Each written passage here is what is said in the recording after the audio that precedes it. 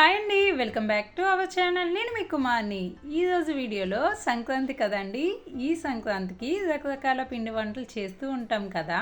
వీటి కోసం ఎక్కువ అడవిడి చేయకుండా తక్కువ ఖర్చులోనే 4 రకాల పిండి వంటల్ని చేస్తున్నాను. అవి ఏమిటంటే రవ్వండ్లు, గులాబీ పువ్వులు, చిన్న చిన్న గవ్వలు, సంపంగి పువ్వులు.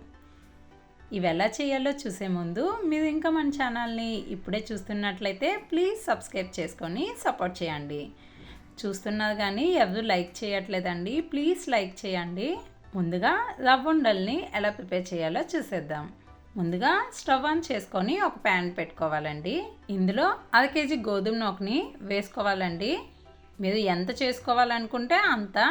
నేనైతే 1/2 కేజీ కొలత చూపిస్తున్నాను. దీన్ని చక్కటి సువాసన వచ్చే వరకు కూడా చక్కగా వేపుకోవాలండి. ఇది వేగిపోయింది కదా, ఇప్పుడు దీన్ని ఒక ప్లేట్లోకి తీసుకోవాలి. ఇందులో ఒక 1/2 కేజీ వరకు పంచదారని వేసుకోవాలండి. స్వీట్ ఎక్కువగా తిన్న వాళ్ళైతే 1/2 కేజీకి 1/2 కేజీ పంచదార వేసుకోవాలి. నేనైతే 1/2 కేజీ వేసుకుంటున్నాను. అలాగే కొద్దిగా నెయ్యిని కూడా మరగబెట్టుకొని ఇలా వేసుకోవాలండి. నెయ్యి వేసుకోవడం వల్ల రవ్వుండలు అనేది మంచి టేస్టీగా చాలా బాగుంటాయి. ఆ ఫ్లేవర్ కూడా చాలా బాగుంటుందండి. ఇప్పుడు వీటన్నిటినీ కూడా బాగా కలిపేసుకోవాలి. ఇందులో కాచి మరగబెట్టుకున్న పాలని కొద్ది వేసుకొని ఇలా వేడిగా ఉన్నప్పుడే ఇలాగా ఉండల్లాగా చేసుకోవాలి. ఇలాగే మొత్తం అన్నీ కూడా రవ్వుండల్ని ప్రిపేర్ చేసుకోవాలండి.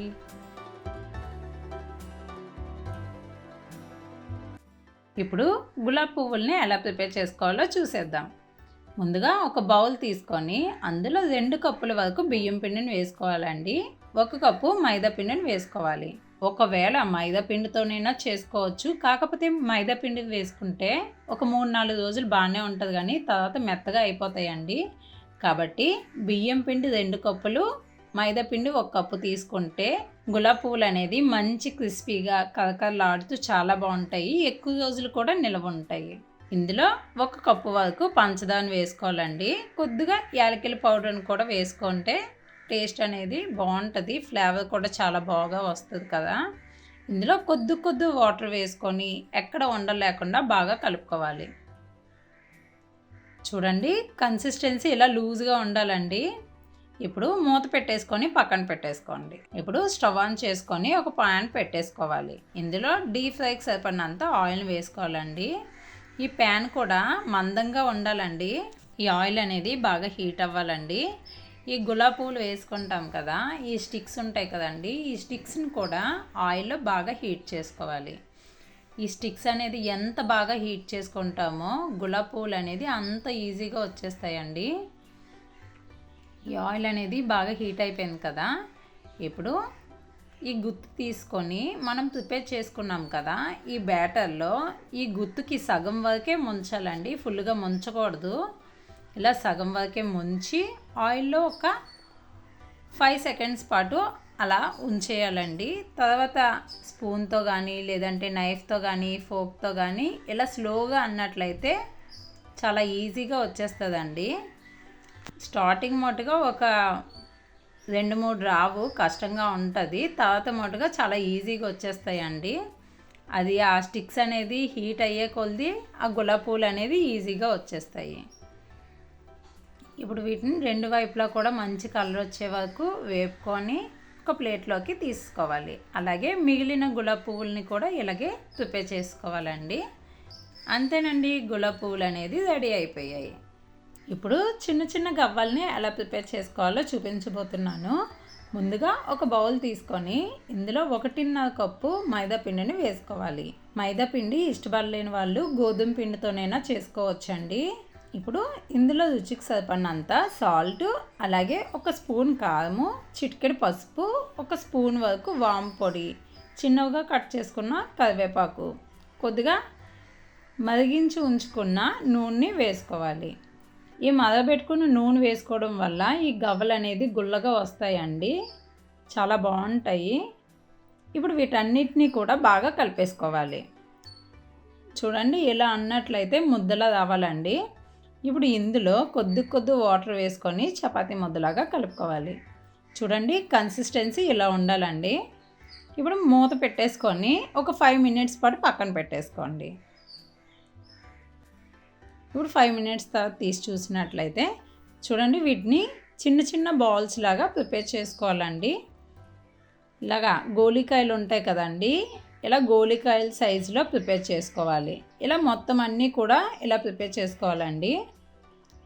ఇప్పుడు డీప్ ఫ్రై చేసుకుంటాం కదా, ఇటువంటి తీసుకొని దీనికి ఒక బాల్ అనేది ఈ ఉండ చేసుకున్నాం కదా, దీన్ని ఇలా ఇందులో పెట్టి బొటన్ వేలుతో ఇలా అనేసి రోల్ చేసామనుకో గవ్వ షేప్ అనేది ఈజీగా వచ్చేస్తుంది. ఇలాగే మొత్తం అన్నీ కూడా గవ్వల్ని ప్రిపేర్ చేసుకోవాలి. ఇప్పుడు స్టవ్ ఆన్ చేసుకొని దీని మీద ఒక కళాయి పెట్టేసుకోవాలండి. ఇందులో డీప్ ఫ్రైకి సరిపడినంత ఆయిల్ని వేసుకోవాలి. ఈ ఆయిల్ అనేది మీడియం హీట్లో ఉండాలండి.